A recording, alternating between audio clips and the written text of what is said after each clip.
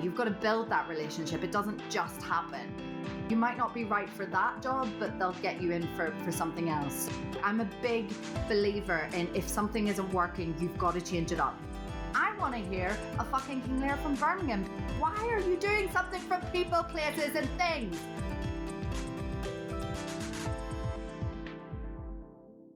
Hey, Danny. Hi, Daniel. What does an Actors Coaching International actor get from working with you? Wow. They get deep levels of growth. They get to learn so much more about themselves, and they get to find out so much more about the industry. Why not go to actorscoachinginternational.com for more details? Bronagh Waugh, you are in the room with us today. How are you feeling? Hi, boys. It's very, very lovely to be here. I feel great. I've been child wrangling my child to bed, but now my diary is clear and we can chat. This is when I get to do my actor stuff, is when he goes to bed. So it's really nice to have an adult conversation. So hi, guys. Well, I'm not sure we can promise an adult conversation, can we, Christian? But we can certainly promise some effort in there. And it's fantastic as well. You told us that your little one managed to turn off the Wi-Fi, which is why it took a bit of time for us to talk to you this evening. But he's a bit of a troublemaker. Wi-Fi extender is in a plug low down, and which then it's only when you become a parent that you go, why did someone design that? Why don't you have plugs up high, at countertop level? But yeah, his thing is to press buttons all the time. So on about 4 or 5 times a day, he turns our Wi-Fi off, which when you're a freelancer like us is great. It's fantastic. Well, we like to start every one of these interviews now from season 3 onwards with the easiest question of them all. So how do you think actors get in the room? How does it happen? Oh, gosh. Well, it's good that we're asking that question now after COVID, because if you'd asked me this 12 months ago, I'd go, it's impossible. But yeah, things are opening back up now, which is great. And, we're all finally getting back into the room and people are starting to sort of open their offices back up. It's not all self-tape, but it's difficult. It is difficult to get that connection. And I had a strange kind of beginning in my career in television, because I did 2 jobs back to back that were 5 years, each of them. So I didn't really know any casting directors. I did Hollyoaks for 5 years, and then I did The Fall for 5 years. So that's Nina Gold, which is a good casting director to know. Yeah, and then the casting director from Hollyoaks, who has retired now, Dorothy. And they went through quite 2 or 3 casting directors in my time there.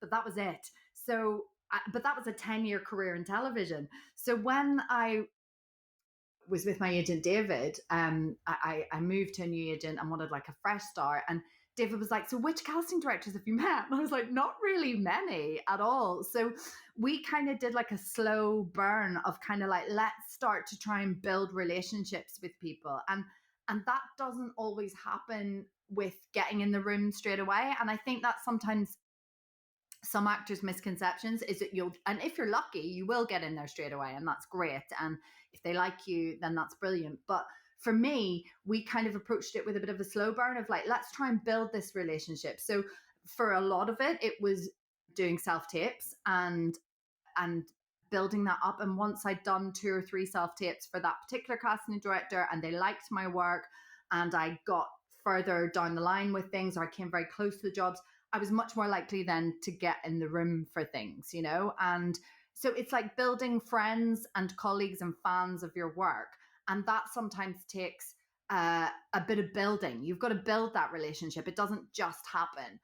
It does for some things if you're specifically right for it. But for me, I found that it's about approaching things slowly and trying to build a real relationship with casting directors and producers that like your work. And then it's that age-old thing, work breeds work. So when you do a job for someone and they like you, or you book a job with a casting director, you build that relationship and they get you back in the room again. And so a lot of my relationships with casting directors here are ones that have been championing me for, many years, for the last 10 years. And some of them, I've never booked a job with them, but they consistently get me back in the room because they're like, she can do it, she's great. And I've just come like so close, but not quite got it. So it's really reassuring to know, that they, as much as we want to, they want to build that relationship with us. They want to have rosters of actors that they can go, yeah, they're great, that they're perfect for this. And you might not be right for that job, but they'll get you in for something else. So it doesn't happen overnight, and it's a slow burn, but it's really worth trying to work with your agent to see how you can start building those. And not with everyone, but with ones that are doing projects that you're right for. I'm obviously Irish, so a lot of the stuff that we were initially going for was Irish stuff, and trying to build relationships with Irish casting directors, and then that kind of segues into other stuff. And then, of course, a lot of casting directors either branch out and go out on their own, or they work together on things. Like Victor Jenkins and Andy Brierley work together loads on projects, but they're both separate casting directors. So you kind of can build relationships through, having a relationship with a different CD. So it is a slow burn. And, I've been doing this for 20 years, and it isn't easy. And my heart goes out. I used to teach a lot at GSA doing the screen acting program, and I really felt for my grads because they just want to get in the room, and it can take years sometimes, and you just have to stick with it and know that those tapes are being watched.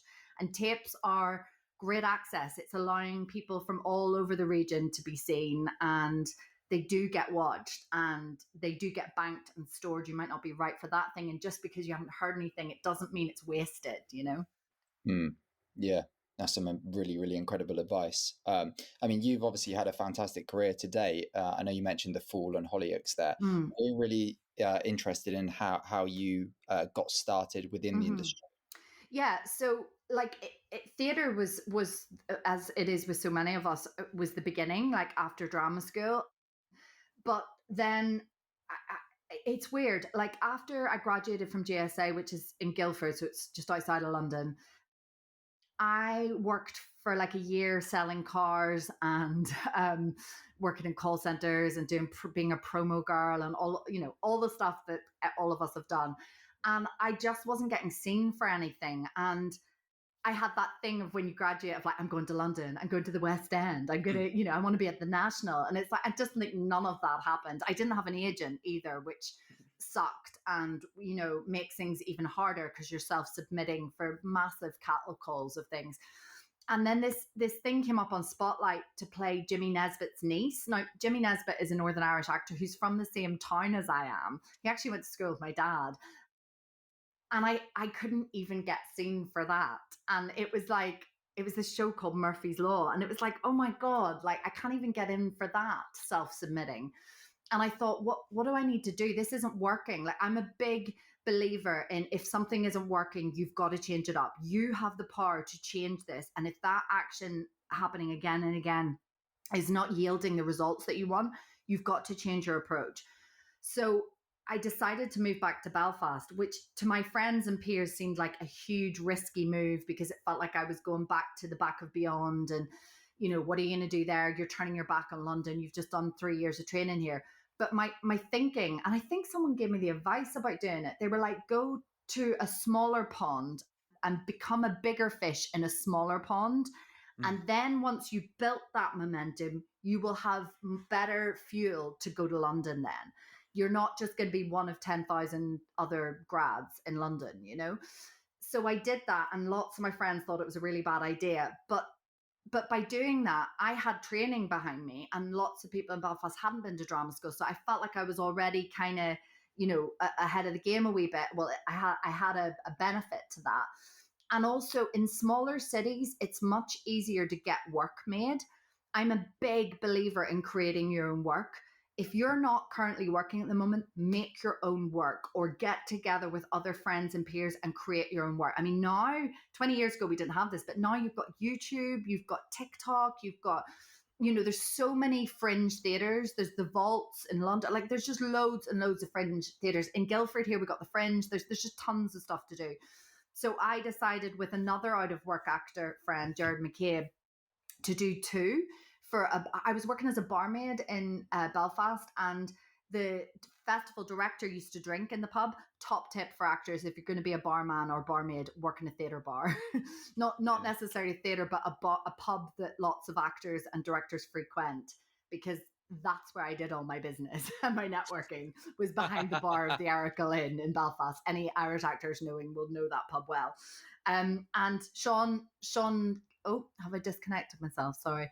I have really tiny ears, so my AirPods always fall out. It's the only part of me that is tiny. But Sean Kelly was drinking in the Aracle, and he knew I was an actor, and he was like, "Why don't you put something into the Cathedral Quarter Festival?" And I was like, "What do you mean, just put something in?" He's like, "Well, submit something. We'll put it on." And like, I didn't know it was that easy. Like, as actors, we think there's like a golden gate to get behind, to get into these kind of things, you know? And it was my first time realizing you just have to do it. Like, it's not, there's nobody at the gate, like bouncers going, "You're not good enough, you can't get in." It's like, you just have to apply and you might get in. And it's actually quite easy to get in. So he said, "Yeah, we've got space for it. What do you want to do?" And so off the top of my head, because I was a barmaid, I was working there, I was like, Jim Cartwright's 2, which is a play, a two-hander set behind a bar. And you get to play like 6 characters each. By the way, I was way too young to play. Like, I'm the right age to play that now, but I was like 23 at the time, or 22. It's too young. But anyway, I was like, Jim Cartwright's 2. And he was like, "Great idea." I was like, "I could do it in the pub, in the bar." So there's a pub called the Duke of York in Belfast that's got a back bar in it. And I knew the owner because I used to work doing the races, the horse racing for him. So I just put the application in that night after my shift, got into the festival, phoned Jared up, was like, "We're doing a play." We paid this other actor, Lawler Roddy. We agreed to pay him £500 to direct the play. And Lawler was kind of known for television and film and theatre, and he wanted to move into directing, but it had a starry name on the poster, you know, and also it gave him something. He was getting something because he wanted to direct, and he was brilliant at it. So that was our budget. We had to find £500. I was like, "We'll just work overtime." I had 3 jobs at the time. Jared was always hustling as well. And we put this play on, and it sold out. And another top tip, if you are going to do something like this, is pubs are desperate for things during weeknights. Like Tuesday, Wednesday nights are dead in pubs. So it's a really great thing to go and speak to the owner and say, "Can I use your back bar or your upstairs bar?" Like, if you do negotiate a deal with them where they will take the drink money on the door and you take the tickets, like, they're more than happy, because if you get 50, 60 people through, that's 50, 60 people buying a glass of wine or a pint, which they wouldn't normally have. So that's a really, really great way into getting a play on. And then that's also talking about getting in the room. That's a way to then invite casting directors or directors to come see your work, because you can't gain access to people if you're not working. If you're not working and you don't have a job, create the job for yourself. So we did this play, and it ended up being like a smash hit. And all the artistic director from the Abbey came, the artistic director from the Lyric. They're both like our national theatres in the North and South. They both came, and I could never get seen by those guys before. And they came and they saw me working and they liked it. The 2 casting directors for television came to see it too. And that honestly is when things opened up for me. I started getting auditions. There was a buzz about us. We had reviews in the local newspaper, and I got a couple of small TV jobs, and I got a big national transfer of a play called Scenes from Big Picture in Belfast. Like, it all started happening because of that moment. And I really like to share that, because I didn't realize how easy it was in terms of doing that yourself and creating it. It seems like a big mountain, but it actually really isn't. And then from that, there was an audition for Hollyoaks that came up while I was doing another play in Belfast. And the audition came up on the day that I had a show that night. And the flight was going to get back at like 4 p.m., which is cutting it fine to, get back in time for the show. But the director was so kind and he let me go to it. And that is where Jared McCarthy was, who obviously is your housemate. And Jared was there. And so for Hollyoaks, for me, was my big break in the UK, across the water. That was a huge open door moment of like, I'm now in everybody's television 7 nights a week. in front of an English and, UK wide audience. And that was huge for me. And I also deemed Hollyoaks like drama school for television. It is one of the best places, any soap is one of the best places to learn the craft and skill of television making, because you got to do it fast, and you got to learn fast and drop the lines fast, and you've got to learn where your marks are, and the technical stuff that you learn is superb. So it felt like I did a good training in drama school, and I guess it worked, because then I got the fall. So yeah, that's kind of how my journey was.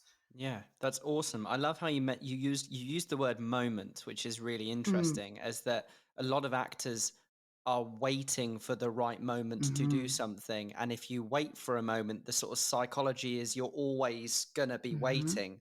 And you created that moment with various decisions that came together, and then it snowballed into Hollyoaks. 100%, babe. Like, everything is you creating these moments. Like, it's not, you're totally right, it's not going to happen for you. And I know actors my age now who are still waiting for that moment, or waiting for that phone call, and it's like, it just doesn't work like that.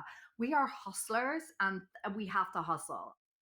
And I certainly know when I was younger, moving up, like, I remember, I don't know if you ever listened to the Honest Actors podcast, but with Jonathan Harden, who does it. Yeah, I gave that a watch when we researched before we even started this. That was one of the podcasts we researched to think about how do the good ones do it, and they were one of them. Yeah.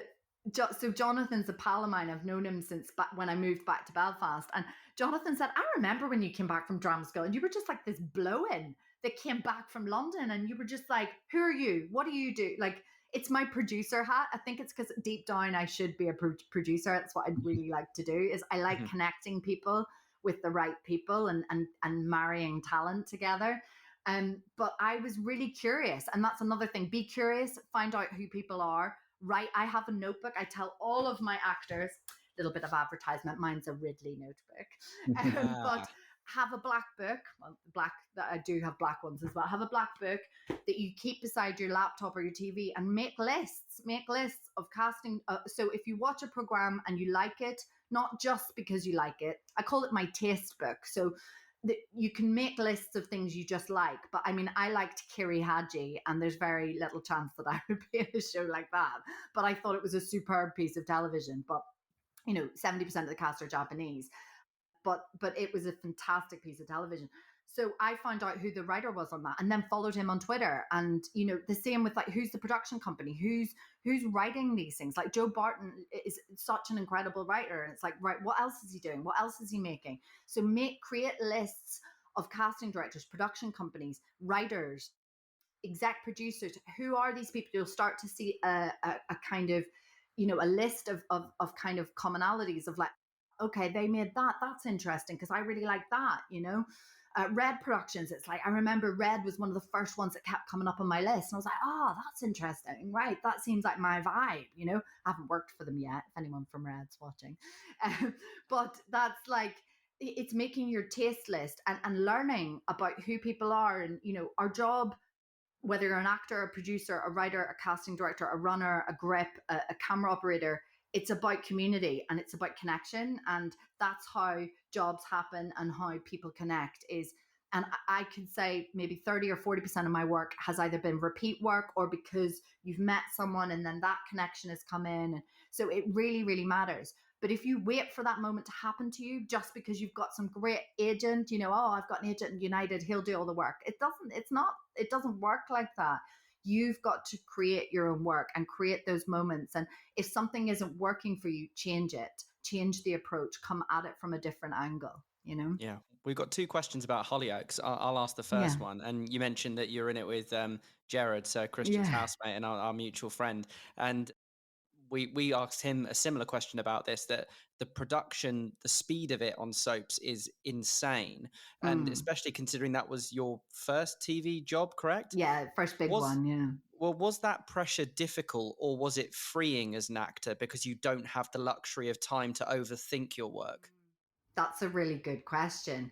I think it was, I didn't know any different in terms of, like, the other things I'd done were just like a few scenes or a few lines in something. So you're just a deer rabbit in the headlights, So I didn't really know any other approach. So I think if you don't know any better, you just think this is the way it is. And it wasn't until I got the fall that I was like, oh, like this is way slower. Like we have so much more time to be delicate and take our time.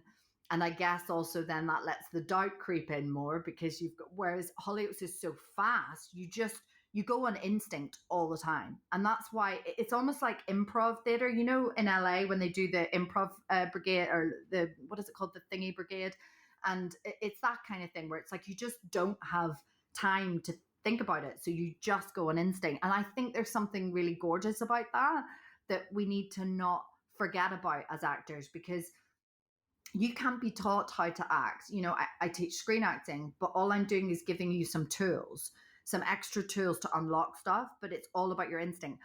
I have to be really honest, what I do at GSA, I don't work there anymore, but what I did at GSA when I worked there for 6 or 7 years, I spent most of the time undoing the work that they had been taught. I think drama school, fuck it, I can say it. I think drama school can be really damaging to actors. Like, that's my tiny ear again, keeps falling. My AirPods keep falling off. I think drama school can kill that instinct sometimes, and you get so wrapped up in technique and different things that you forget why you're doing it in the first place. And I think some, not all, but some tutors and some schools can overcomplicate things, and almost, I can only speak for myself and some of my peers. I left with more baggage and more hang-ups than when I first went in.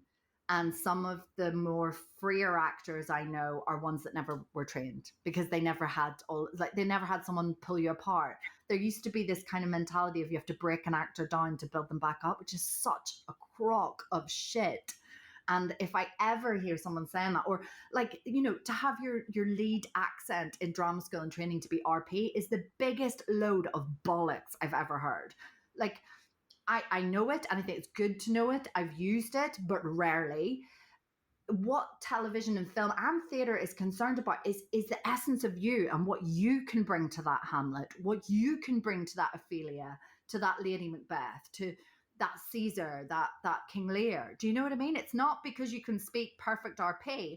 I want to hear a fucking King Lear from Birmingham, because actually that's how Shakespeare was written, and that's how it's meant to be heard. And unfortunately, I mean, the entire drama school system in United Kingdom, but Britain, in England especially, needs to be decolonized. That's a story for another time. But the voice training, especially in drama school, is so white and middle class, stroke upper class, and it's so out of touch with what the reality of our industry is now. They make people with speech impediments or weak R's or sibilant S's feel like there's something wrong with them. Now, you turn the television on and you see lots of people with all their, and that's what makes them them. And yeah, it's great to work on something and see if you can work on it, but you don't have to change you, because what you bring to that character and that story is what makes it unique and brilliant, you know? Yeah. So I had to get that in as well, because I get asked a lot of, because I taught at drama school, I get asked a lot of advice about applying for it. I don't think it's for everyone. I think it can have its benefits, and there's many skills I learned there, but I definitely left a weaker, more broken person than when I first went, because acting is about gut instinct. So I think, to go back to your question, Matt, sorry, and soap gives you a chance to use your gut instinct.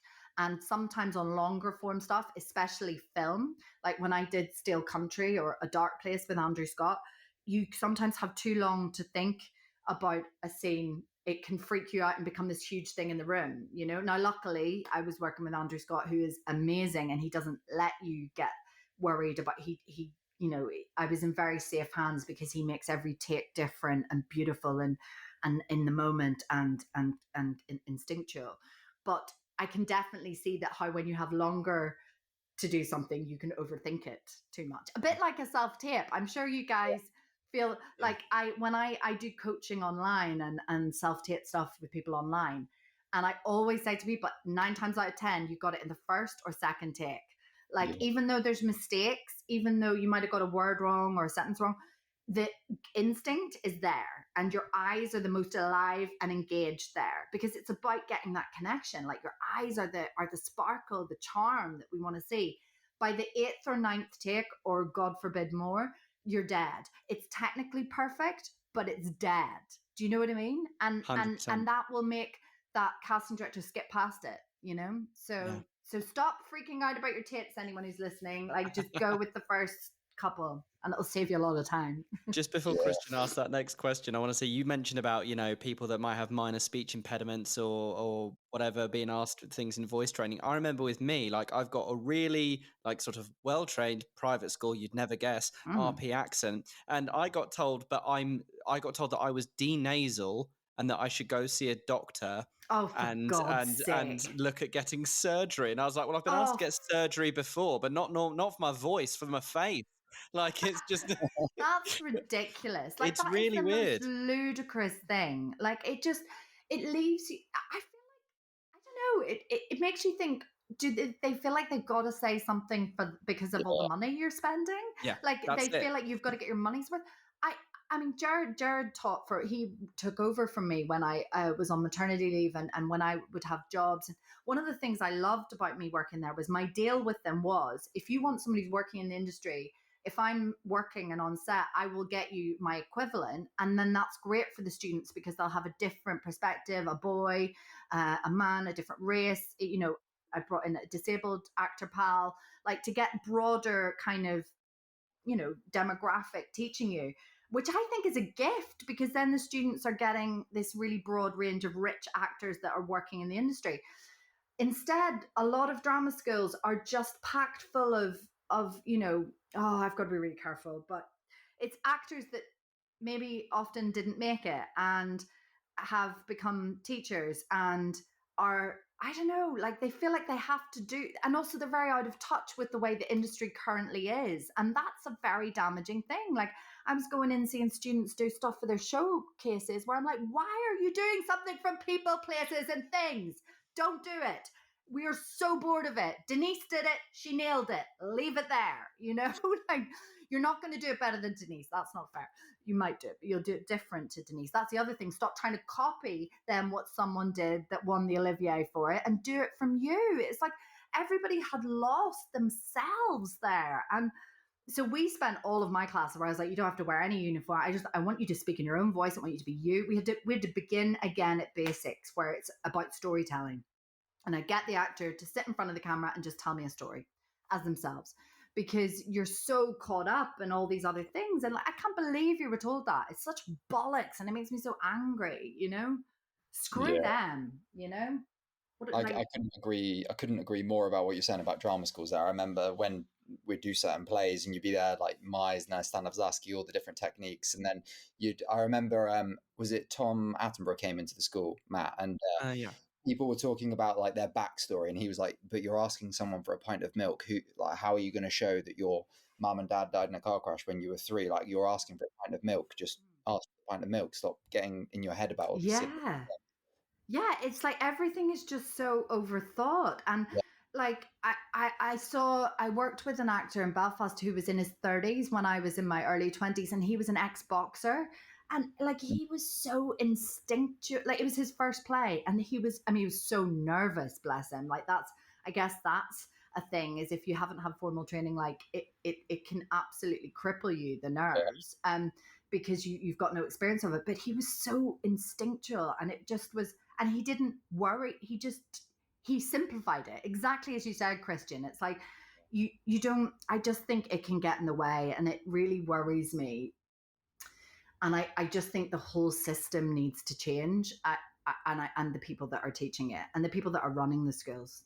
There's only one Black leader of a drama school, Julie Spencer, that I know of at the moment. That it's just so. There's a lot of work that needs to be done. So I think we should be more like America, where we seek out individual classes with different people. I think that's a more affordable, more accessible way, because you can get free classes, places like the Actors Centre and the studio. I think that is I feel a healthier way to work and train, because you can dip in and out and it doesn't become elitist, and It's a way of meeting other people and collaborating. Because what if you hate? I mean, luckily you two loved each other, but what if you hate everyone in your class? And whereas if you do individual little studios, not sure I loved him all the time, Bronagh, if I'm perfectly honest. But we'll save those stories for another episode. Carry on. Bastard. But you know, it's a great way of meeting collaborators. Like everyone that's in the room is a future collaborator.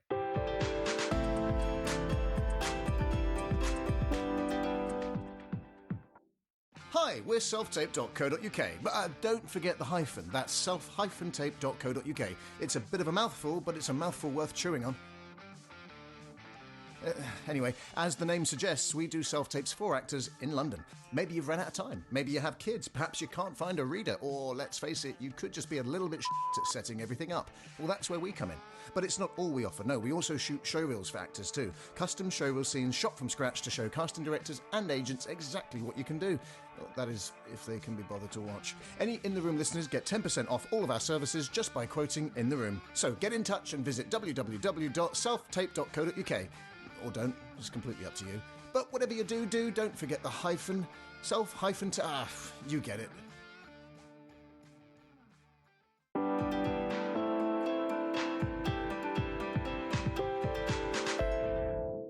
I'd love to, you just mentioned the Xboxer that came on set with you that was obviously brand new to acting. I know we discussed quite a bit about Hollyoaks and your work to start off with, but what other tips would you have for new actors coming on set, particularly on screen? What advice? And a tip as well for Hollyoaks and things, because a lot of young actors get general meetings and I think Corey's doing that now as well, which is a great thing to do, to get to know actors and kind of, because that's how sometimes characters are written for you. They do these big general meets of sort of certain demographics and, you know, workshop you for a day. And if they like you, the writers will go away and they'll think of a story or a family or a way of getting you into the room. So what I always say to young actors that are going to those kind of things is be yourself. Like, find the essence of you that feeds into that. Like, obviously my character in Hollyoaks, Cheryl, was huge and larger than life and ridiculous. But that came from me. That came from me in the pub with 5 pints in me when, you know, so it's still coming from that place. So it's about bringing you to it, but going, what bit of me is this? You know, because we all show different sides of ourselves depending on who. I mean, I change how I talk depending on who is in the room with me, you know, like, some people can't understand how I speak when I'm in, and Jared does the same. Like, we anglicize how we talk a lot more when we're talking to strangers because they can't keep up with how we're talking. I don't swear as much when I'm talking to my mother-in-law, or, you know, we change who we are depending on who you're talking to. And that's kind of the same approach with building characters when you're going in the room for generals. But generals especially, they're wanting to kind of see what your vibe is. And screen, here's my top tip. Screen, you cannot hide from in terms of the truth. It is the most invasive, personal. It's the equivalent of being in bed with someone nose to nose. So, because I don't even think sex is as intimate. It's when you're nose to nose with someone, they can smell your morning breath and they can see the pores on your face and you know, like your gray coming through your hair, you know, that, like, it's that intimate. And so therefore you can't afford to act. Does that make sense? Like, no acting required. Like, bring the truth, bring the absolute truth to it, because the camera will see if you're lying. So you've got to find a way of how you relate to that story, even if it's playing a serial killer. Yes, you don't have experience with being a serial killer, but if you break down what the motives of that particular serial killer is, it's maybe because they are a narcissist and they believe that they're always right. Well, those are 2 things that you can tap into. Those are 2 things that you can find, and you might not like it. You might have to be very honest with yourself about where your narcissism comes from or where your need to be right comes from, but we all have it, you know? So that's my top tip, is to bring the truth and the realness in front of the camera, because if you try and act, it's too much and it's too big and we can see you're lying. And the other thing is to practice.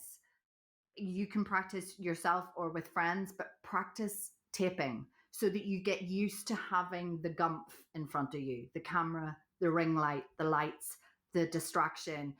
The more you practice with those kind of things, the better. And another tip is to try and do the script in your own words before moving back into the script, so that you can find, because the minute you stop saying dialogue and you say it yourself, your body comes into play. So as you can see, and I know not everyone listens to our podcast by watching the video, but I'm now using my arms and shoulders and body a lot when I talk. I always do. But there's this strange thing that happens where some people go the other way and they go, we're in front of screen. So they kind of freeze and they disconnect their from here up, from their throat up, they disconnect their body. But if you change that dialogue into your own words, instantly your body loosens up. Instantly, you're like, this is how I would say it. Now, obviously, you can't do that when you do the tape, but then revert back into the script using the same looseness, the same relaxed body language, because we use our bodies a lot more, and that's not too much for screen.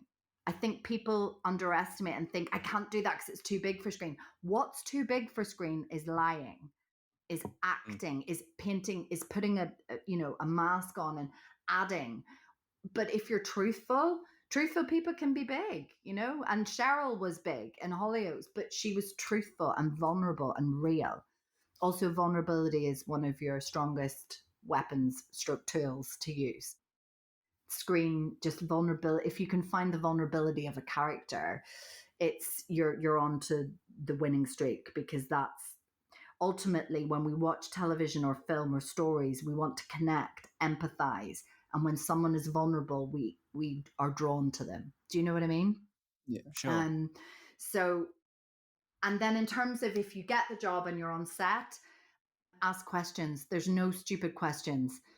So when young actors would come onto the show on Hollyoaks, and I'd been there for a while, I'd be like, do you know what this is? Do you know what a sausage is? Because I was asked on my first day on Hollyoaks if I wanted a sausage, and I thought the camera assistant was asking me if I wanted a sausage to eat, but he meant one of those floppy bean bags. So they call a floppy long bean bag, a bit like those funny squidgy things that squeeze water out. That's for your mark, and they call it a sausage. He said to me, "Do you want a sausage?" I went, "I'm all right, mate. I've just had a full English." And everyone started laughing. I didn't know why, and I went bright red, and I was really embarrassed. And like everybody for the next week was like, "Oh, she's the sausage girl," which is not what you want to be known as on Hollywood. No. So ask questions, because I wanted young actors to feel like there wasn't any stupid questions, and it's the same with when you're training as well. There's no stupid questions. So ask about everything. I got very interested in what the lights were. I'd say to the DOP, like, what does 100 mean? What's a 200? Like, because you're learning, and that helps you be a better actor. And also, when you're being lit by the DOP, stay still and try and chat less. It's the need for actors, for us to chat, is so innate.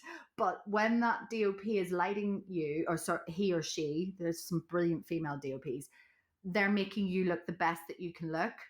And when I was in a show like Hollyoaks, I needed all I could get, because that show is like known as the beautiful show.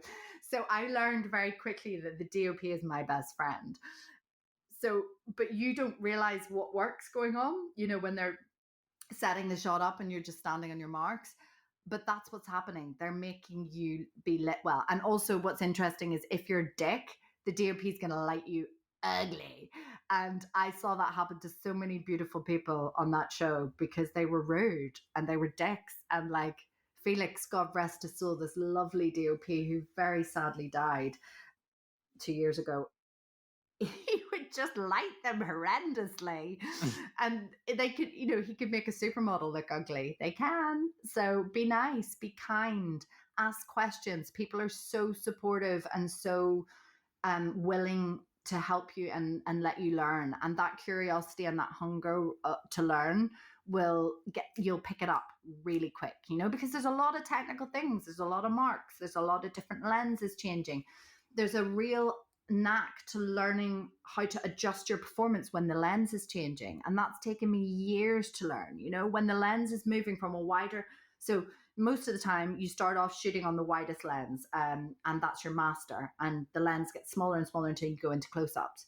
So your performance naturally has to adjust slightly because the frame is getting narrower and narrower and narrower. So your head can't bang about as much as it did in the wide shot. In the wide shot, you're very free to do whatever you want. But when it gets into your close-up, you've got to try and contain that a lot more. That took me a lot of years to learn, you know? So ask those questions, find out what the other actors are doing, what are the camera lads doing, you know? They'll give you all the tips. I love that. I've never heard that label of Hollyoaks before as the Beautiful People show. I was just going to say, Christian, have you taped Hollyoaks, right? You have, haven't you? I've taped for it a few times. Oh, you'll get a job there. I haven't. I'm mad. I'm still waiting. I'm still waiting.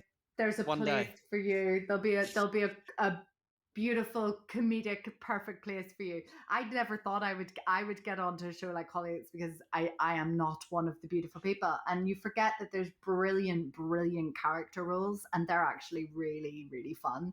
They're the fun ones. Well, I definitely can't afford to piss anyone off, because if they like me bad, it'll turn into a fucking 15 certificate horror film on daytime television. But let's shift up the genre. So, The Fall, Unforgotten, Agatha and the Curse of Ishtar, Strike, Des, Viewpoint, Midsummer Murders, Ridley.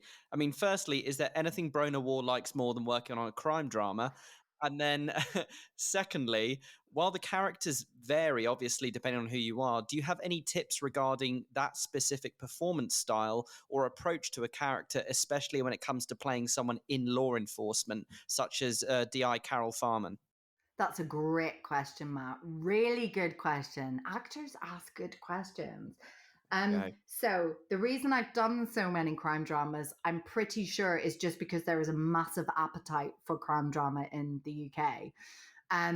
So it's just the luck of the draw that there's that many shows. So that happens to be why I've done so many. And I think also when you start doing one and you've kind of done a performance that people think is okay, then that, a bit like what I was saying before, is people will get you back for things. You know, people know you can do that kind of thing or that style or that genre, and so they feel like they're in safe hands with you. So maybe that's also why I've done it. But I definitely think it's also because there is a huge appetite in this country for crime drama. It's the biggest selling thing that we have on TV. And in terms of any tips that I can give actors for that particular genre, what I always tell my students or my private clients is that watch 24 Hours in Police Custody. It's a great show. It's a really great show. And I'll tell you who told me to watch that as research.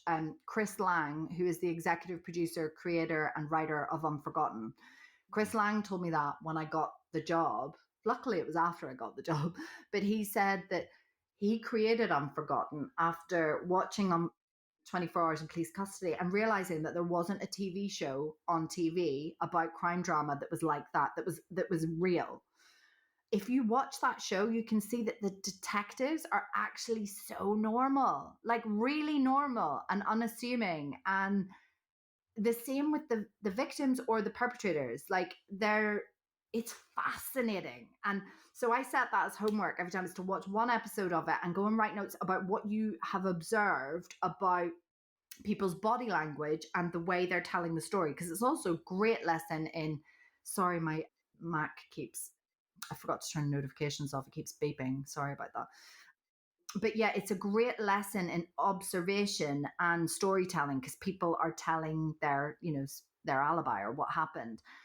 And watching people's isms, I call it their isms, their tics, the things that they do, how the signs that they show that they're lying or whether they don't, and you totally believe them. And you have to decide that if, when you're approaching that role. And with the detectives or person in law enforcement, bring you to that role. It doesn't need to be NCIS or like Chicago Blues, or that style is a very particular style of crime drama. In the UK, it's much more kind of pared back and real. So in preparation for most of these jobs, I watched a lot of true crime documentaries. So for Ridley and for Viewpoint, there's some great Manchester documentaries about the detectives up there. Oh my God, why are earpods like the generic shape that like, do you know what it is? It's because I think I move my face so much. My ears do that. And so they pop out. But there's a great detective, and I forget what it's called, but if you Google Manchester Detective Show, it would come up. And there was quite a lot of female detectives in that. So that was really helpful for me. And like, they just had like an anorak on and like really normal clothes. They look like social workers or, you know, like just really normal. And I think sometimes some TV shows want to try and glamorize that a bit more. And that's fine. But like, when you're approaching it for the audition or whatever, bring the truth to it. And then if they decide to put a snazzy shirt on you or a snazzy Mac, then that's fine. But I do think that it's about approaching the realness of it. So yeah, documentaries. Also, that's the same for accent work. I always watch documentaries. I'm not really interested in watching how another actor's done it. I'd rather listen to people who are actually authentically from that town or that place. And the same with YouTube. I watch a lot of interviews and news footage and news interviews on YouTube as well. It's a really useful way in. That's really interesting, the documentary thing there, not watching other actors, because I've always in the past gone onto YouTube and watched, I don't know, Robert De Niro doing an American accent or whatever. Yeah. But then what you're doing is like a stylist. So a lot of my actors that would come into class, I can almost often like between one or two actors pick the film that they watch to get the accent.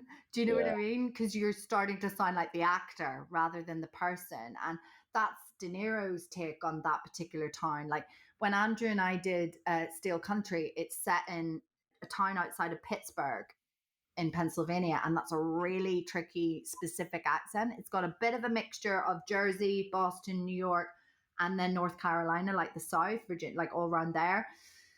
And it's really tricky to get that balance right. And they have like certain words, like they say hoagies, like okay, like there's certain O's that they'll say that are very distinct to Pittsburgh and Philadelphia and Pennsylvania. And so I just immersed myself in like documentaries from the 80s, like about the mines and stuff and like industrial stuff there. So I got a lot of construction workers. I got a lot of football fans. I got into this. Steelers is the American football team. I got really into podcasts, and they have these tailgate parties where they like people YouTube them. So I just watched loads of those. So I got to hear lots of women talking on that who were just kind of really normal, lower middle class kind of voices. And that's how I built my accent. So I think that's, and also accent tag, that accent thing is never useful. You get really weird people doing those. And it's so often, and sometimes you'll get a good one. Like I have found a few accent tags that are like pretty bona fide and usual, but often you'll get someone who's just like, this is not helpful. So yeah, that's my tip is real footage of stuff. Amazing. Yeah, in terms of filming as a lead or a co-lead or supporting character across a whole series, obviously can be a real challenge, especially when it comes to continuity and creating an arc for your character, particularly when filming out of sequence. How do you approach it so when you're doing the work you aren't in your head, or your performance can clearly show a character's progression from episode to episode? So I get these, I probably have them in my office, tidied away. It's actually tidy in here, but I have those little index cards, you know, you get them in pink, yellow, green, blue. Jared uses them for writing. So I use index cards. I color code them by episode, and I write every scene on one card.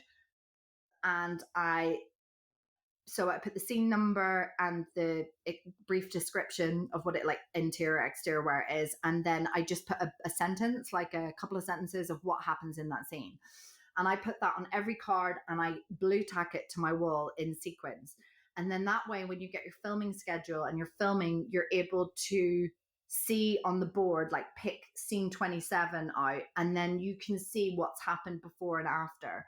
On my script, hold on, bear with me, Tessie, because I show this to my students, so it's quite helpful. 1 second. Oh, doesn't make great television though, but it is useful. Let's see. Christian can do a dance right now while you're Yes, getting that. while He can it's fill the happening. time, can't you? You can do a little dance. Yeah, go on. Have I done Do you it? know, I remember watching Ricky Gervais in I think it was Band Aid years ago, and they had a problem, a technical problem. It was like, should I do the dance, the office dance? The dance. Yeah. He felt awkward, so I love If it. he Okay. feels awkward, you're done. I actually have been really good at like Marie Kondoing everything, so it's not as broken down. And I stopped teaching in the last 18 months, so I just burned loads of my teaching materials because I was like, free. But what I do with every script is I have a file of facts or script folder. I have it in A5 size because the sides that you get when you go on set are A5, so that's half a page of A4. So it means every morning when I get my sides, I can punch them and put them into my little folder. But I put the script into, so we've got Ridley here. I put the script into the folder like that. It's not great if you're listening to this, but also when you get amends are different colors. So you get white page script and then you get pink amends, green amends, blue amends. But it means that you can take your amendments, or when they change dialogue or change something happening in the scene, it means you can take the pages that affect you out and slot them into the original script. And it means then you've got the most up-to-date thing. You can, of course, you guys are younger than me, do that all on your iPad. I'm just still really like old school, and I like to, I don't know, I like to feel the page. And then what I do is I go through and I have these little sticker tabs, color-coded sticker tabs that I stick onto every scene that I'm in. And I write the scene, the episode number and the scene number on the tab so that I can flick through and find the scene quickly when I know that that's what I have to do. Then on the top of every scene, I write where I was before, directly before that, or when you last saw me, what we know so far. So any important things. So for crime drama, it's really important. So scene 27, we get to there. I know that Jonathan didn't do it. Abdul is still in the frame, and Mari is a person of interest. So I write those three things at the top because I know that at the moment. And where you last saw me, so that you've got continuity. And it just means that when you're pulling your scenes out and you've got your schedule, I can just quickly look at the top of the page and go, okay, great, I know this much. And that's when you last saw me. So it just means that you'll have that continuity rather than having to flick through the scripts again, you know? And I'll also write, like in Ridley, I'd write questions in the top of those pages of the scenes of like, what am I interested in about this guy, James? Like, what is it that's piquing me? So what do I want to get out of him out of this interview? So I'll have like one leading thing that I want to unravel or pick at, you know? And then that gives me some energy and something to go into the scene with, you know? Yeah. Often it's a red herring or I'm going down the wrong route. And then you can do the same for the broader arc of the whole series. So if there's 6 episodes in the series, you can break it down episode by episode with different index cards or a different kind of color or make of like what happens in each episode and where you've got to and what's happened, so that you can, because often in a day you're filming scenes from across all 6 episodes, you know, so you need to make sure that you've got that arc and that kind of energy in the right space. And that's why it's so important to know where you were before and where you're going. Exit a scene with the intention to go somewhere. It's really tempting for actors to hang about because they want to get in the frame, but like it's about driving it forward. Andrew and Adrian Dunbar and Ridley really good about constantly being hungry to drive the energy forward. It's like you want to enter a scene, find out what you need to do and get out as quick as you can to keep going. Do you know what I mean? And there can be a temptation to languish sometimes, and you don't need to do that. You just need to get out and go, you know, you've got energy to go and find out what you need to find out. And it's great. While it might have made for, like, as you say, they can't see it if they listen to it on audio, but that means you just have to watch it twice, listeners. You need to go to YouTube and have another look at the podcast, I'm afraid, because that was great. And it's really interesting you say about the cards, because I don't know if you remember this, Christian. Week 1 of drama school, our screen acting teacher, a guy called Mark, who we always used to do impressions of, because he had the funniest sort of like London voice.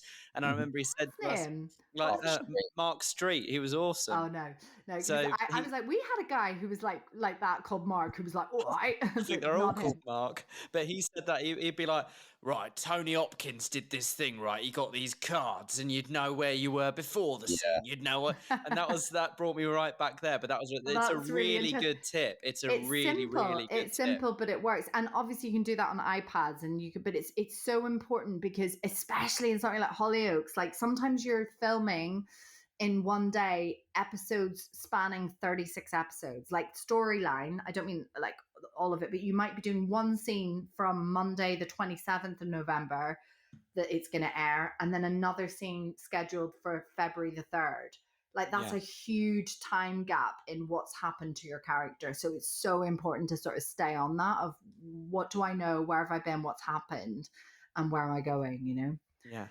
Well, a lot of your characters do go to some seriously dark places. I mean, Sally Ann Spector from The Fall in particular. I mean, I remember watching that and my God, I felt sorry for your character through all of it. Such an awful place to be in, being married to and having a family with a serial killer.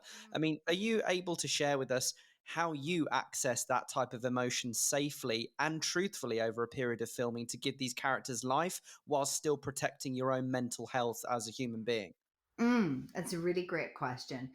So it's difficult to get into in a podcast because there's so much, of course, to kind of go through. But in a nutshell, I based a lot of it on personal testimony. So I spoke to. I was very privileged to be able to. They agreed to talk to me to some partners of people who had either been convicted of serious crime or were known to be either pedophiles or sex offenders or serial killers or murders. Didn't speak to any women that were married to serial killer, but I spoke to women who had been married to a murderer. And so that was the basis. The beginning is because that was such a big question for me, is to find out, like, after she finds out, why does she stay, and why, and well, she did for a bit and then she leaves, and then, but it's very difficult when you've got 2 kids, so that was the basis for a lot of it. One of the difficult things for me when I was approaching Sally Ann in The Fall was I was not yet a mother. I was only 25, I think, when I played, or 26, maybe a bit older, but I was in my like mid to late 20s, and no, maybe 28 or something actually. But anyway, I didn't have a kid. And that was one of the difficult things, because a lot of the emotion for her comes from her children. So I had to approach it with trying to put myself in that kind of scenario with siblings or cousins, like people who I felt that close to.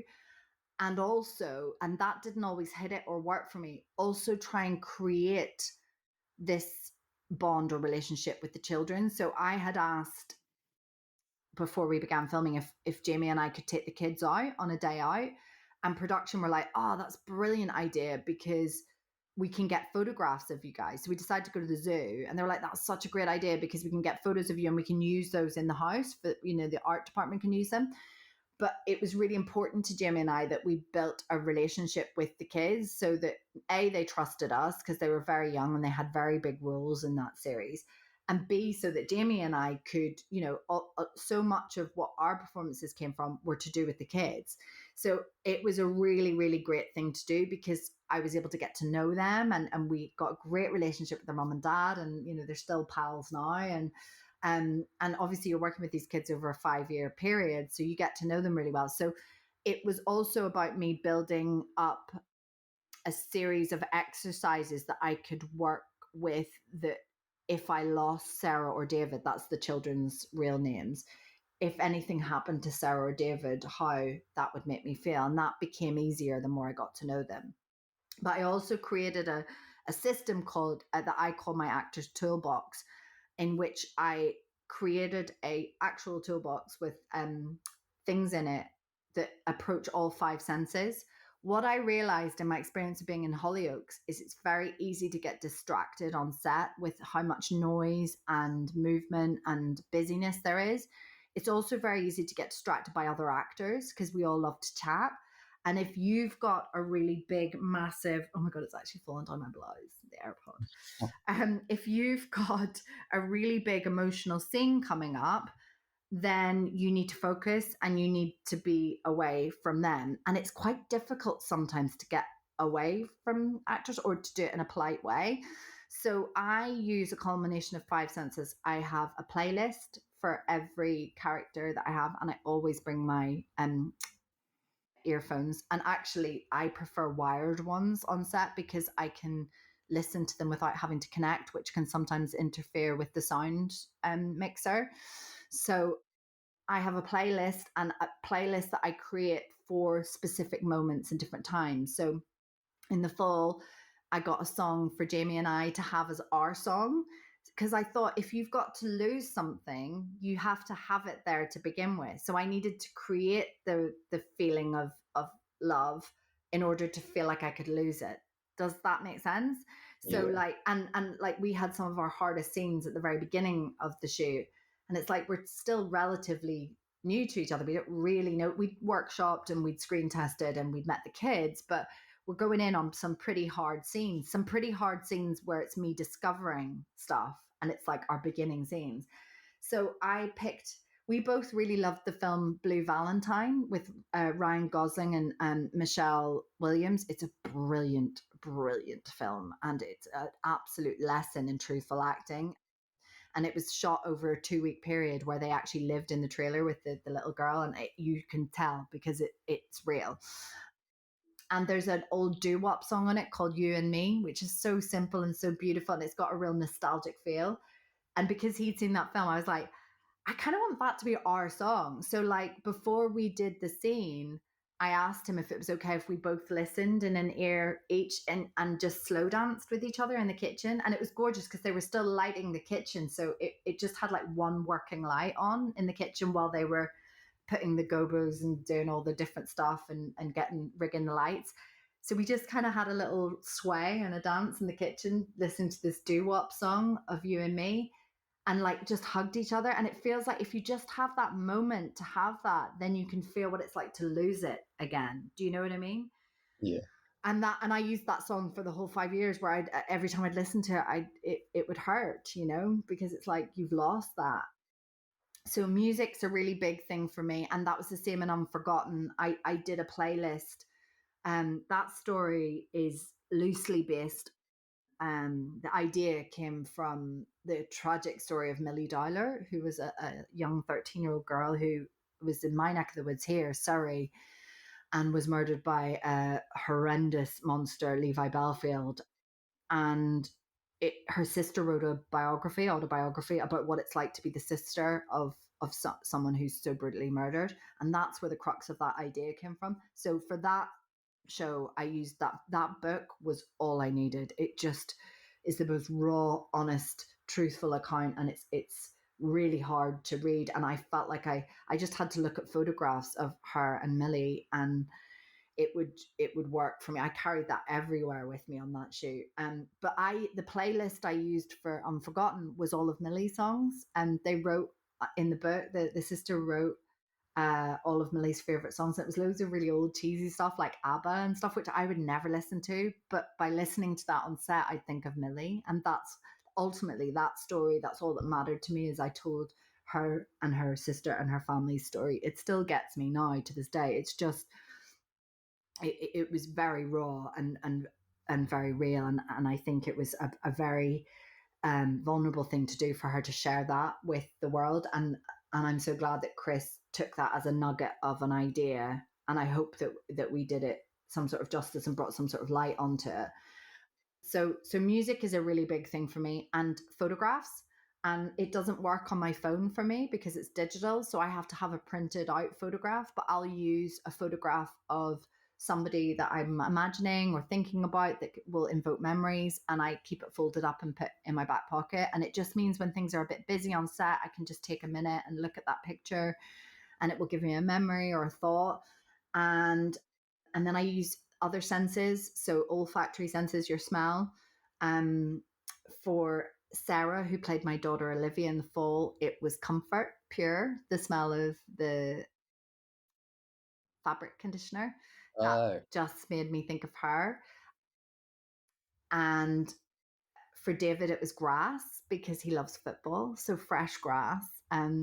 So I would, smell is a really evocative sense that can really bring things back. And sometimes you do, I have a whole thing of what the exercise is, but if you go through all the exercises in the prep beforehand, and then you just close your eyes and think about it, you can smell the grass, because you've done the exercise, so you can get there. Yeah, I was going to say, you didn't just like have some grass in your pocket, just put the cameras on, give it a good old huff before you got going. No. That would be messy and weird.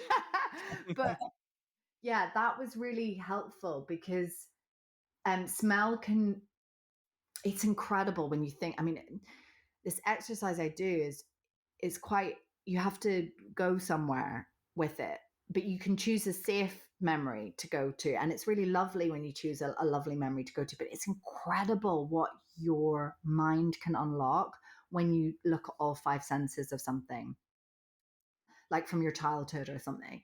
And a smell can just bring you back to that, leather, tobacco, soap, it can just bring you back to that moment. And then I like to carry little objects around with me as well, as almost like a worry thing, like a fidget thing. So for David, it was a little piece of red Lego, because it was the Lego on set. I asked the art department if I could nick it. It was just a wee small brick, but it has sharp corners and sharp edges and is very logical, which is what David was like, and can be very stubborn, but also brings you such joy, because Lego brings me joy and reminds me of when I was a kid, and it was a real way I connected with him. So I carried that wee red brick, and I still have it with me now, and that went with me for the whole of 5 years. And it was just often when the kids weren't with me, but I had to do a scene about them, or I had to have a miscarriage on camera while I was in detention, and that was really hard. And I had my brick, and I had my little label. So Sarah's object was a label from her nightie, which was Dunnes Stores, which is a department store back in Northern Ireland. And I asked Kathy in costume if I could cut it out, and she very kindly agreed. And I rubbed it in comfort. And so that was hers, and it was soft and she was so cuddly, Sarah. She loved to cuddle, so different to David. And so that was her object, and the brick was David's, and I carried them with me for the whole show. And that really helped me when I needed to think about what the scene was about, or, because I'd kind of built that relationship with them. So yeah, it's kind of like a whole sensory thing that I use to help me not be distracted on set, because it just can be very difficult to get there. And it's always when they're losing the light and they've got 3 minutes to get the scene in, and so you got to use what you can. And the reason I do so many different options is because on the day you don't know how you feel. Like music might just not get you there, or the picture might mean nothing to you that day, or do you know what I mean? It's often just how you feel that day. So you got to come armed with a few different things depending on how you feel, so that's how I do it. That's my technique. Yeah, some really, really invaluable tips there. You mentioned there that during the start of The Fall, you obviously didn't have any children at the time. In May 2021, you gave birth to the beautiful baby boy. Is it Oisin? Yeah, Oisin? Yeah, you said it perfect, Christian. Yeah, I had to check in with G, because I know Ollie's Oshi. I know, and he gets a thump for it. Poshy Oshi is what Ollie said, and he's getting demoted from Uncle Ollie if he keeps calling him that. So yeah. So in what kind of ways has becoming a parent influenced your work as an actor, whether that be in the amount of work that you do, the type of work or emotional connection you have to certain characters? So it's influenced my work in terms of, so I had 3 weeks off. That's all I had. And I had the busiest work year of my life last year, which was amazing. And I loved it. And I'm so grateful. And it was such a great thing for me to be able to see that I can do it, and I can do it all, and you can do it with a kid. And I guess what kept me back from having a child for so long was I thought my career would end when I had a baby. People say that for women over 40, they say for women over 35, your career's done anyway in our business. And that's been said to me so many times. And I guess I felt very lucky that at least hadn't stopped. I was still working and I was over 35. And I thought, if I have a kid, it's definitely a game over. And I didn't kind of realize that you could do it both. And what's surprised me and warmed me in equal measure is how amazing production companies have been. They have been so brilliantly supportive, and just like when I was still breastfeeding, like being like, yeah, no worries, the baby can come on set and in your trailer. I mean, he didn't come on set, but he was there, you know, at base, and every time they'd swing a lens, I'd run back to my trailer and get the baby out and feed him, and then run back before they were ready to go again. And I never held anyone up. It was amazing. It didn't affect the day's filming in any way. So to have people trust me that I could do that and do it well without disrupting or changing anything, but also to feel supported with anything that I needed, because it was all during COVID as well. They were amazing. I did 3 or 4 jobs back to back with ITV. Every one of the production companies was brilliant. So I feel really, really privileged in that sense. And I feel really enthused to think that things are changing. And I hope that any actor who's listening to this that is thinking about starting a family, male or female, please know that things are changing, and you can do it both, and it can work, and people are really good about that. So that's like a brilliant thing. And then the other thing, I guess, that how I found it changed was like on Ridley in particular, because it was such a big role and I was in every day. I think I was in more days than Adrian. It was just mad. He probably got it that way. You know, he probably was like, I need to have a Friday off. You know, I guess when you get to Adrian's, stature, you can do that. But no, I don't think he did that. But I was in every day, and having a baby who didn't sleep more than 45 minutes at a time and was breastfeeding changed my work in the sense that I look absolutely exhausted on screen, and I think it works. So that's how it changed my work, is that the realness, and I'm playing Carol Forman is a mom. She's a mom to an 18 or 16-year-old boy, but I could hard relate. And I'm playing the new DI, the head of Coppleton Police, and I think the tiredness works. So there's a real deep understanding and truth that comes with being a mom, and you just have to feed it in to work. I remember taping for Call the Midwife, when Oisín was 2 weeks old, and I did a self-tape with him with G, because I think G was living with us at the time. And I mean, I look like a horror story. I'm just exhausted and I look haunted, and my hair's just wild and frizzy, and I've got milk stains on my weird Victorian nightgown. I bought this nightgown in TK Maxx that was a size 18, that was white and just flappy and flowy, because I thought that would be a good thing while I was heavily pregnant. And I just looked like a haunted Victorian ghost lady. And I did this self-tape, and it was playing a mom who had scabies or something and was proper scabby, and with her newborn. And I just had Oisín in the self-tape with me. And I've kept that self-tape. I didn't get the job. I am not surprised. I looked a mess. But it's just so funny, because it was it's amazing I didn't get the part, because I was that character. But I think I was maybe a little bit too raw, a bit too real. But yeah, it's funny how that really, I can relate so hard to so many things, and it changes things. And Jesus, it makes you cry. I mean, I talked a bit there about the tools that I use. I don't need to use anything at the moment, because I'm always this close to tears, just with tiredness and stress. And so emotional stuff's been really easy, and has been actually quite a nice release in work recently. So that's been good. I love that. If you want to play tired or access emotion, just become a mum. Just become a mum or a dad, and everything. I mean, a crisp packet in the wind. I'm like, oh, it's so beautiful. It's so poetic. You just need to go to sleep, Bronagh. You need some sleep. So you're from Coleraine in Northern Ireland. I know I probably anglicised the fuck out of That's okay. but you're like, that's okay. That's That's fine. okay. in Northern Ireland, Yeah. and you've starred in multiple shows with other Irish actors. Most recently, Adrian Dunbar, as you say, in Ridley. We see a wealth of acting talent come from that country. Are there any qualities you see in your performances, your approach to the work, or fellow actors from that part of the world that you feel are recognisably Irish, or things that you guys find maybe easier to do and it links to your heritage or the attitude that comes with that, or anything along those lines? That's a really good question, Matt. You got great questions, like really good questions. We're whacking that on the poster, Bronagh. Like, You've got it you guys in. should work for I or the Times or something. You ask far better questions. No shade to the Times or I, but like they're good questions.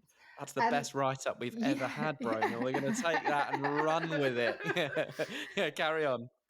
So yeah, I definitely think there is a uniqueness to being Irish in terms of storytelling. Like, it's so deeply within our culture and heritage of mythology, Celtic mythology, and storytelling. I mean, it is with all of us, but I think it's something that has maintained, like, continuously been handed down through generations in our country. We still love to storytell and share stories, and you share your grandparents' stories and then your parents' stories, and then that keeps getting fed down. And I don't see that as much. I've lived for a long time in the UK, in England and around the UK, and I don't see that as much here. It's not that I don't see it, but I don't see it in the kind of like day-to-day way you see it at home. Like, anyone you bump into in Belfast can tell a brilliant story. I mean, Jared is an absolute, I mean, he's a brilliant storyteller. The bus driver, your postie, your milkman they can tell a great story. It's kind of like it's seen as the same currency, I guess, as being good at football when you're a kid at school. It's just in us. And so I definitely think that's something that we all share. But also, I think being Irish, and particularly being from the north, we have a real knack of coping with humor. We have a very dark and troubled history in the north of Ireland, and I'm a child of the Troubles. I grew up during the Troubles, and with bombs and bomb scares, and going through army checkpoints every day was a really normal thing. Having your school bag or your shopping bag being searched before you're being allowed in, going through metal detectors. The city centre would have the gates shut. You would go through turnstiles. There was a curfew. There was a wall that divided people from one side to the other. Petrol bombs were a normal thing to be lobbed and thrown. And it's just so normalised that I think that, and you just get on with it and you just live in it. And one of the best examples of my childhood is Derry Girls. If anyone ever wants a lesson in Northern Irish history, watch Derry Girls, because that was our life. It was beautiful and funny and brilliant. It was normal, but on the backdrop of this insane, war happening. But to us, we were just getting on and being teenage girls, So I think when you kind of have lived in that, no matter what generation of that you've come from, you cope a lot with humor and just with getting on with things. And there's a real twinkle in your eye of just like, we're fucking here. We're still here. So there's a kind of real, like, it gives you a certain, I don't know, I don't want to say joie de vivre, because that's not fair and that minimalizes what we're, the past and everything. But it's just this, you meet Jimmy Nesbitt, and Jimmy's so cheeky and so funny and so like, how's it going? Like, there's just a kind of like a chippy, I don't know, like, we're still here. And that feels good, and I guess that's a real commonality with a lot of Irish people of survival.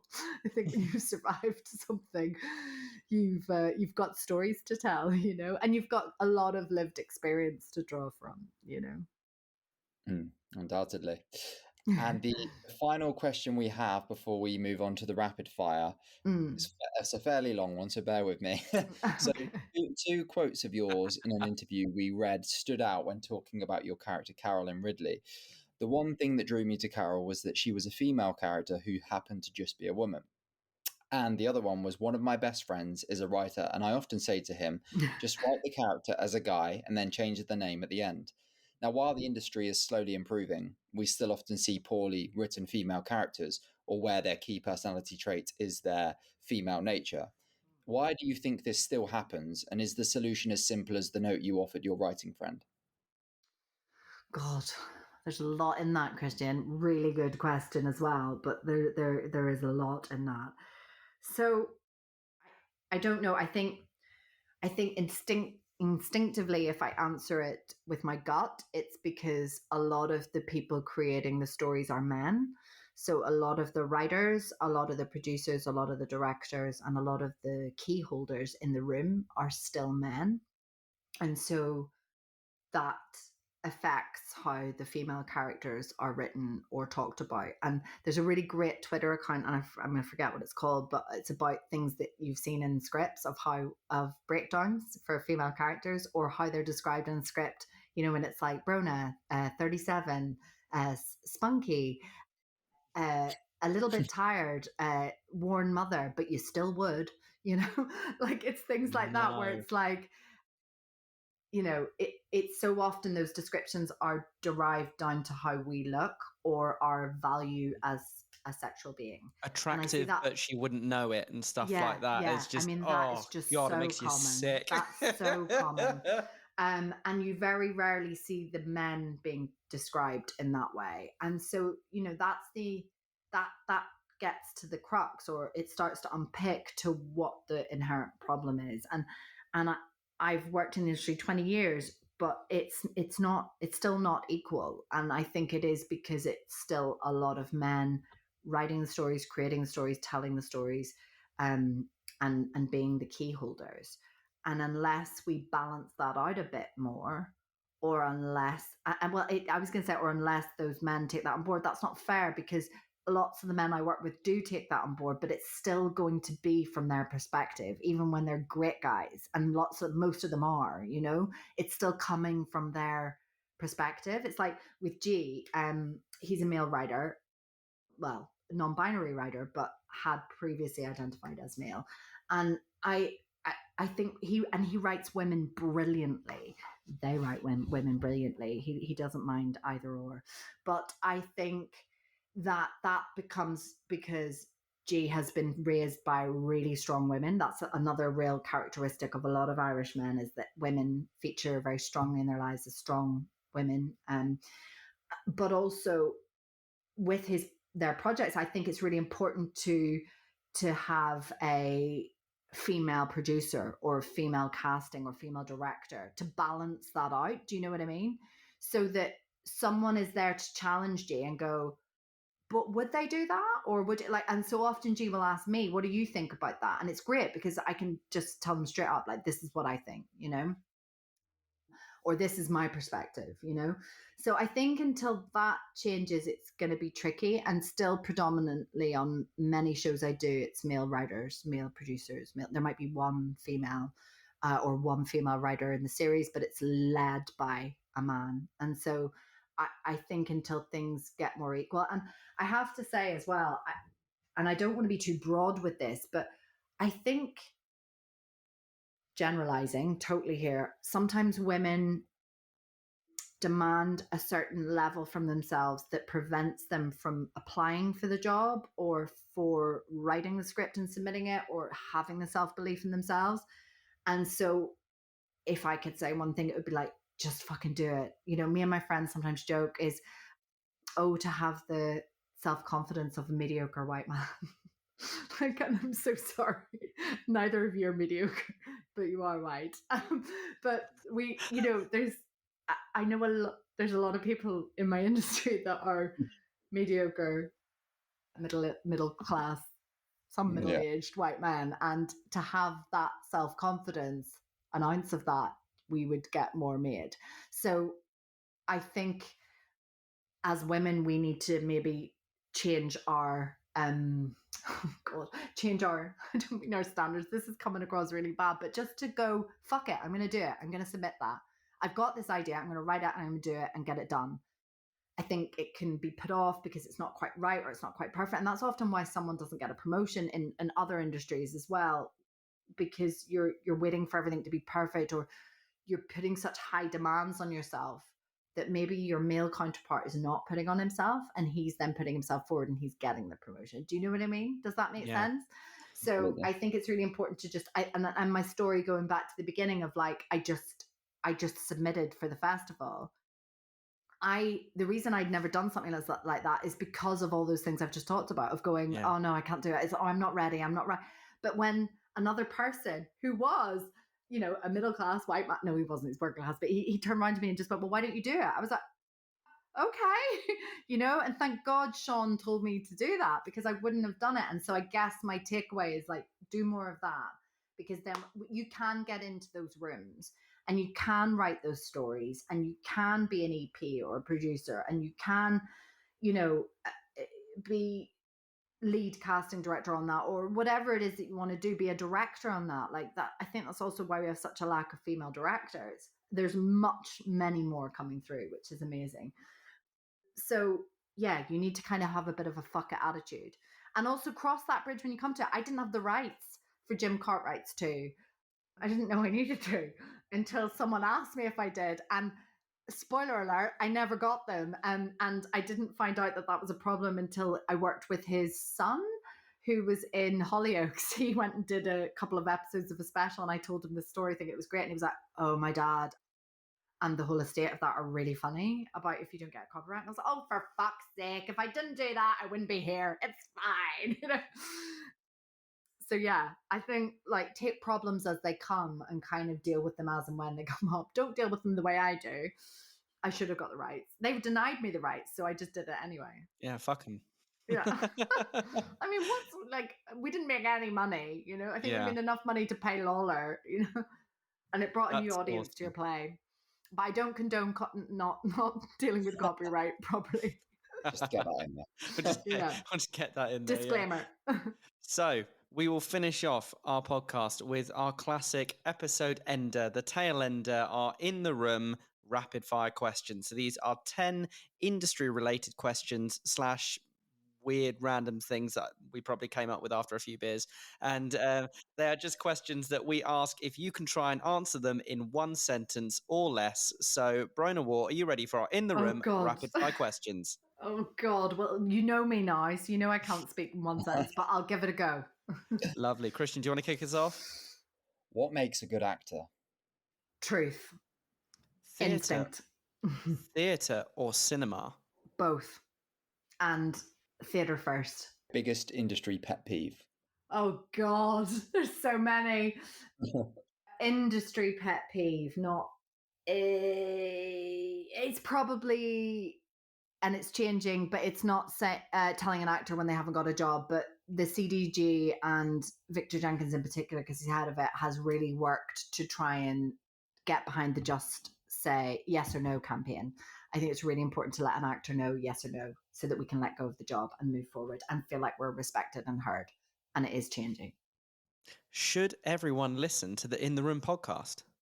Of course, obviously. In fact, let me rephrase that. Yes, everyone should listen to In the Room podcast. That's the soundbite. There we go. Clip it, cut it, print it. Done. Carry on, Christian. Comedy or drama? Comedy, because it has drama.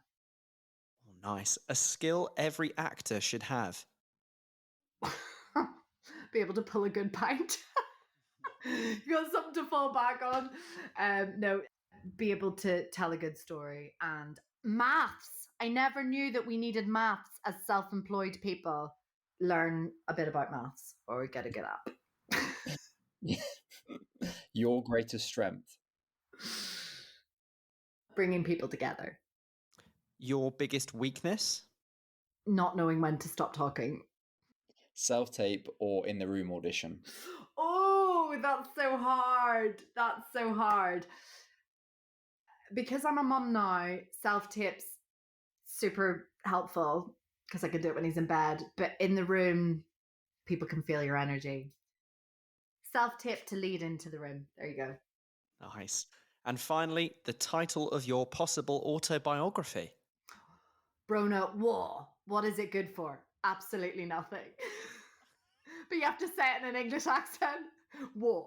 What is it good for? Absolutely nothing. Absolutely. I feel like you've waited a long time to be asked that specific question, Bronagh. It's just when people don't know how to pronounce my surname, that's what I normally say.